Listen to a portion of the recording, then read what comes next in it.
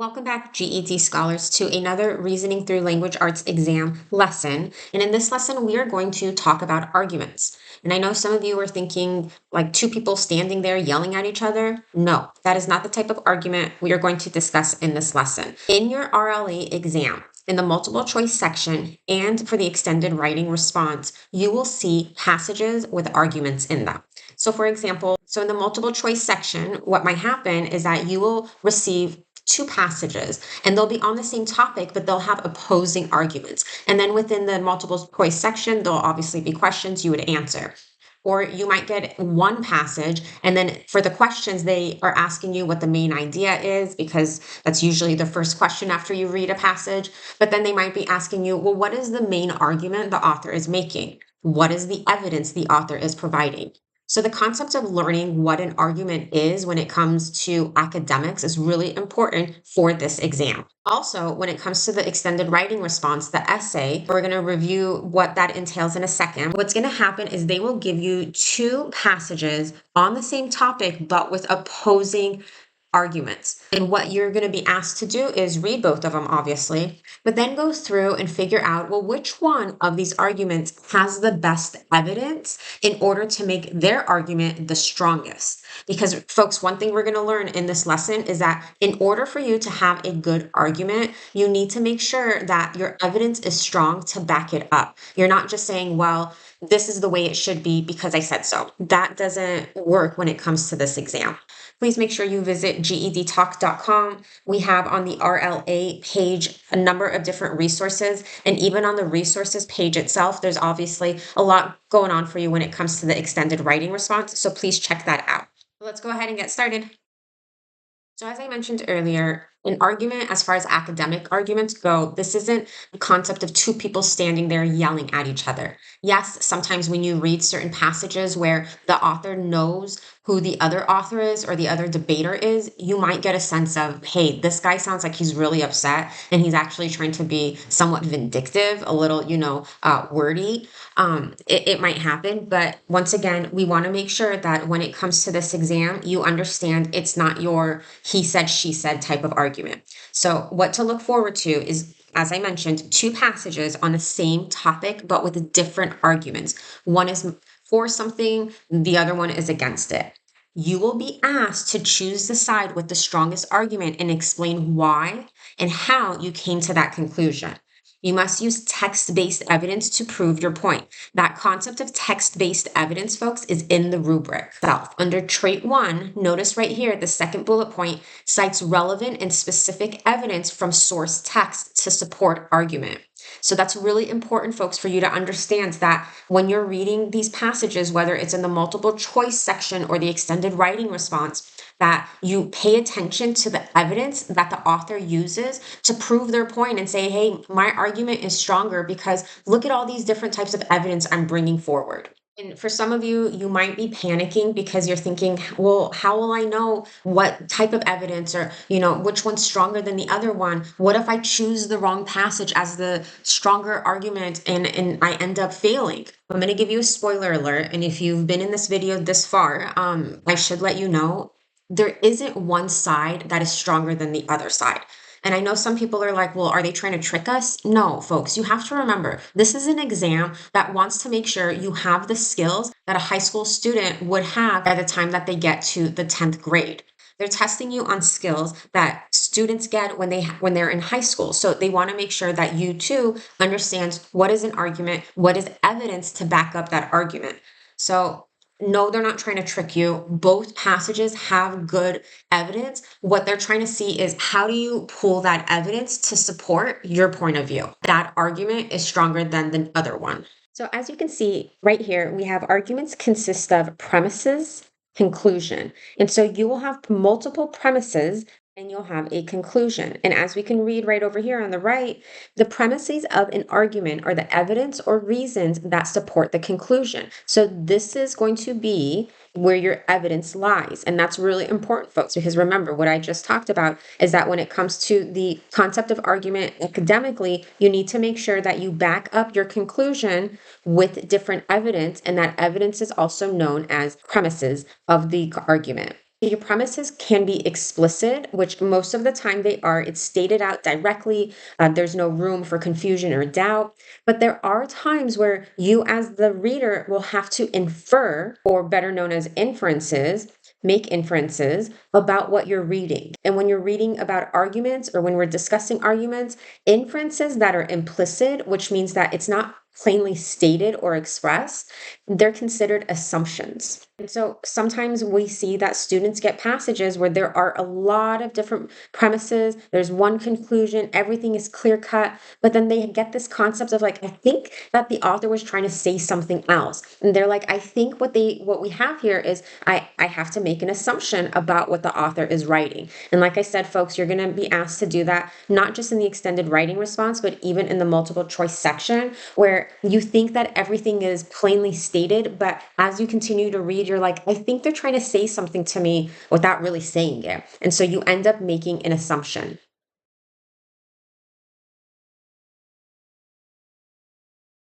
So we're going to go ahead and we are going to practice the skills that we just learned about figuring out how to identify an argument, how to identify the evidence that is being presented, and the claim or the conclusion that the author is presenting to us.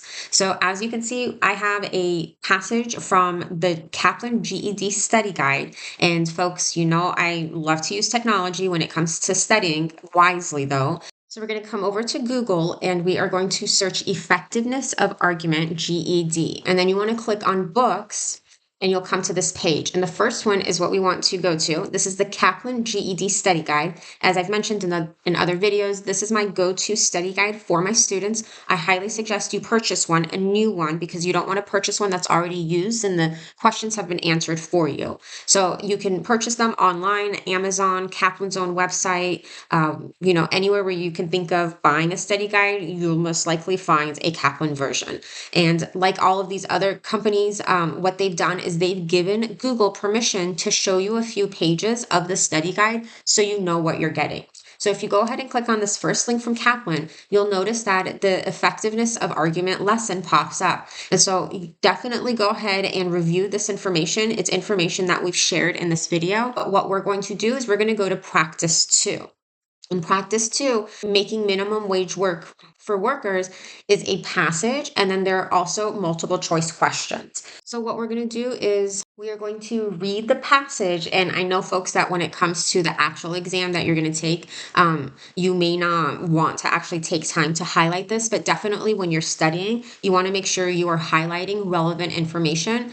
But I will suggest that when it comes to the extended writing response, those passages that you're going to read, definitely highlight the information, folks, that you need in order to write that response.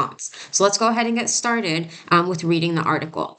So we already read the title, Making Minimum Wage Work for Workers. So we know this is about minimum wage. The minimum wage is the lowest salary that a company can legally pay its employees.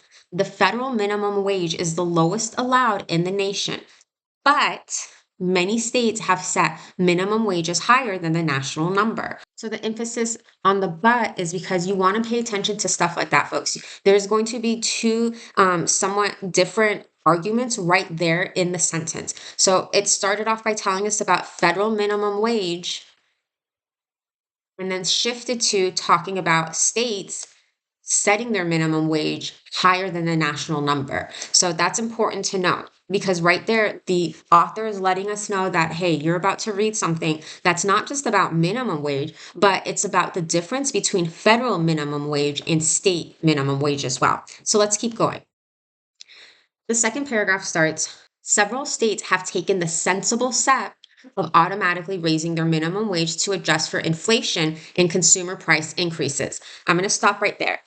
I've talked about word choice in another video. Really important to pay attention to the author's word choice because it'll tell you a lot about how they feel about the topic. And you'll already kind of get a sense of like what side they pick by the vocabulary they're using. And the thing is look at this, sensible step. That means that, it makes sense. Of course, it's a sensible thing to do, and you're not going to say that about somebody or something that you don't like. So already I know that this author is all about what the states are doing when it comes to minimum wage. So once again, we read that It's a sensible step. The states are automatically raising their minimum wage to adjust for inflation. I'm going to highlight automatically raising minimum wage to adjust for inflation and consumer price increases. This policy ensures that low paid workers are paid a stable, livable income over the long term. Raising the federal minimum wage, however, there is one of those transition words, folks. However, is like but. It's going to be sharing two sides of a coin. And so that's saying raising the federal minimum wage, however, requires direct action by lawmakers. So they're introducing, however, because they're saying, it requires lawmakers to step in versus the states that were like, we don't need lawmakers to step in. We're just going to make it where it's automatically happening based on inflation and all of that. So the author is letting us know, look at this awesome stuff the states have done, set it up that it's automatically increasing versus, however, versus what federal government can't do because it has to be directed by the lawmakers. Let's continue. As a result, over the past 40 years, the federal minimum wage has not kept pace with the rate of inflation. Nowadays, full-time minimum wage workers earn so little money that many have fallen below the poverty line. In the case of the minimum wage, the federal government should follow the lead of the states. Right there, folks. We see this word should. Guess what that means? This is the author's argument. How do we know? The word should. And they gave all of this evidence above it to kind of help with this concept of the federal government should do exactly what the states are doing. Moving on, though. Congress needs to establish automatic wage increases triggered by increases in inflation and changes to the consumer price index. This whole reasoning that they just gave up here, all of this right here, is what the states are doing. Come back up to the top of the paragraph, the second paragraph. The states are automatically raising minimum wage to adjust for inflation and consumer price index. This author is saying, hey, I side with the states because it makes sense. That's what the federal government should be doing too. This is their argument right here.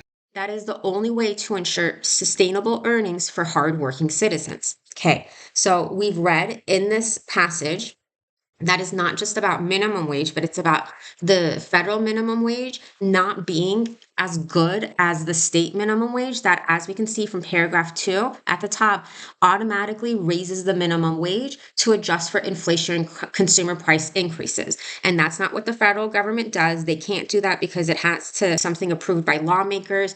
We go down, we see the argument taking place. We see all of that information that was shared up here as well. So I think we have a good understanding of our passage. Let's go ahead and answer the questions. So question 1 asks, which of the following is the main point of the passage? And folks, I know I've said this multiple times. That is like 90% of the time, the first question after the passage is going to ask you, what is the main point? And if you're like, oh, that's only in the RLA exam. Nope, you'll see that too in the social studies exam too, because you'll also read passages in the social studies exams and they want you to be able to identify the main idea or the main point. So which of the following is the main point of the passage? A, states' minimum wages differ from the federal minimum wage. Okay, that's more like a detail. B, the federal government should automatically raise the minimum wage to match price increases. If you're like, lady, you know that's the answer. I do know it's the answer because that is basically the argument that's being made over here, right, folks? Because this is the argument that's being made over here, right? Where they need to be setting things up automatically, triggered by increases in inflation and changes of the consumer price index. So if you're like, B's the answer, yes, it is B, folks. I'm pretty sure of it because if we were to move on and read C, the federal minimum wage ensures a comfortable living for people earning it. No, actually, what we read up here is the opposite. So that's out the window. D, state minimum wages are the result of political games played with people's livelihoods. Nowhere in this article, this passage, did we get anything like this from the author. So we're going to go with B, folks. The federal government should automatically raise the minimum wage to match the price increases. We see it up here. This is evidence that will back up our answer choice of B.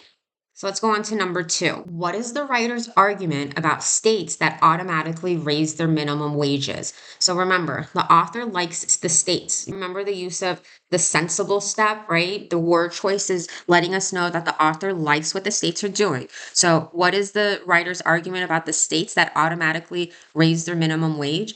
Let's look at A. those states' wages have not kept pace with the rate of inflation. No, that's not it at all, right? This author is actually praising the states because they've been able to keep up with the rate of inflation. So it's not A. B, people earning more than minimum wage in those states are wealthy. Did it say anything about people being wealthy? Nope. C, those states have many workers in poverty. It didn't say anything about the states having many people in poverty. It does state down here at the bottom of paragraph 2 that full-time minimum wage workers earn so little money that that many have fallen below the poverty line, but it doesn't say anything about states or those states have many workers in poverty. So I'm going to say no to C. And then D reads, those states have systems superior to the federal system of manual increases. So does that sound like something that the author would say? Absolutely. Remember, folks, it says right here, the question is asking, what is the writer's argument? And we know that the argument is an argument for the states. And because we've actually kicked out A, B, and C, D is our only answer. I just want to make sure you understand why the answer is D. Let's go on to number 3. What evidence is given to support the author's argument? So if you're like, wait, what was the author's argument again? Write down here, folks, that the federal government should follow the lead of the states. Right here, down here, where we have a lot of purple, we've got some yellow going on here as well. This is going to be that argument over here. Let's read our answer choices. A reads, some states have minimum wages lower than the federal minimum wage. We know that's not true. That's not evidence because up here in the intro, it tells us that the federal minimum wage is the lowest allowed. So some states can't have their minimum wages lower than the federal government. B reads, the federal government should adjust its minimum wage automatically. They're like, yep, that's it. That's it. No, folks. Look up here. What is the question asking you? What evidence is given to support the author's argument? B is the author's argument that the federal government should adjust its minimum wage automatically. That is the argument that we saw right over here where we see the word should being used. So that's not evidence. That's the actual argument. So we're going to cross that option out as well. C reads, over the past 40 years, the federal minimum wage has not kept pace with inflation. Ooh, I like this one. Why? Because it's pulling on numerical evidence over the past 40 years, and that was something that was shared right over here in the passage. Over the past 40 years, the minimum wage has not kept pace with inflation. That is a piece of evidence that supports the argument that the federal government should make this automatic because, hey, it's been 40 years and you're not keeping pace. So I like C, but let's read D just to make sure. D reads, as a result of inflation, $1 in 1972 was worth more than $5 is worth today. If you're automatically like, lady, I knew this wasn't going to work the moment I saw $1, and you're like, nowhere in this passage did they talk about anything that had like monetary value like this. This D is obviously not the answer. You're absolutely right, folks. So C is our answer. It is evidence that is being shared to support the argument that the federal government should make the increases in minimum wage automatic. One more question, folks.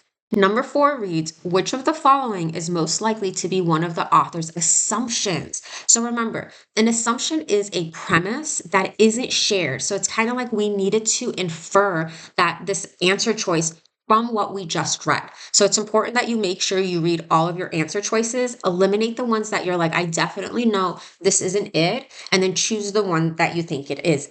So with that said, let's go ahead and read our answer choices. And remember, we're looking for assumption, which is an unstated premise. So A reads, employees under the age of 18 might be paid less than the minimum wage. I didn't read anything in the passage that talked about like age and minimum wage. So I'm going to say no to this one automatically. B, ensuring sustainable incomes for hardworking citizens is a responsibility of lawmakers.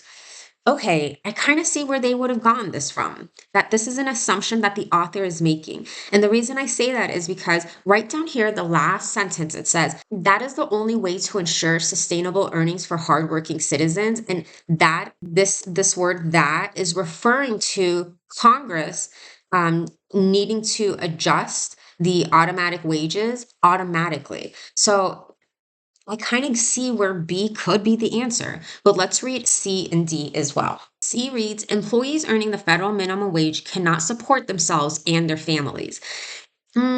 I don't know if that is an assumption that the author is making. The author does state that there are people that are full time minimum wage workers who've fallen below the poverty line, but the author is not making any assumptions that they can't support themselves and their families. Even though this kind of seems like it might be it, I'm going to put C on the back burner, but I won't cross it out just yet. D. The past 40 years have experienced significantly higher inflation than was expected.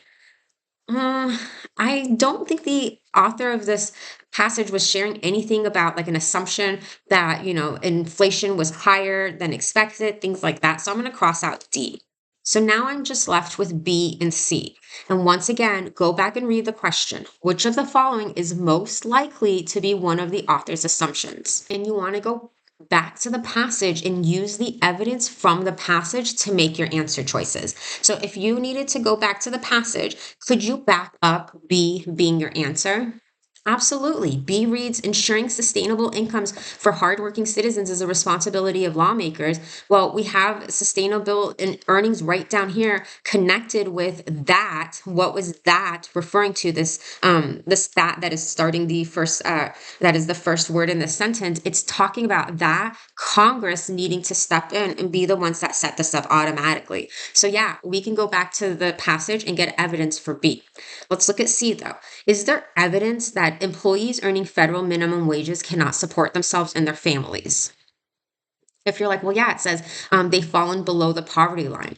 Folks, just because it says that they've fallen below the poverty line does not mean that the author is assuming that they can't support themselves and their families. There are many people who end up falling below the poverty line, but thanks to churches, nonprofit organizations, they're able to support themselves and their families. So there's nothing in this passage that is backing up this assumption that the author might have made. So I'm going to cross out C. It's not our answer choice, and we get B for this one. Thanks for watching this video, folks. I hope you have a better understanding of what an argument is, an academic argument, how it is structured. Remember, you're going to see premises and you're going to hear the conclusion or the claim that the author is making. And to make a claim, you need to make sure you have evidence. So we definitely want to pay attention to things like facts, data, and statistics, when authority figures are speaking, things like that. Thanks for watching, folks. You know what you're doing. Keep your head up. You've got this.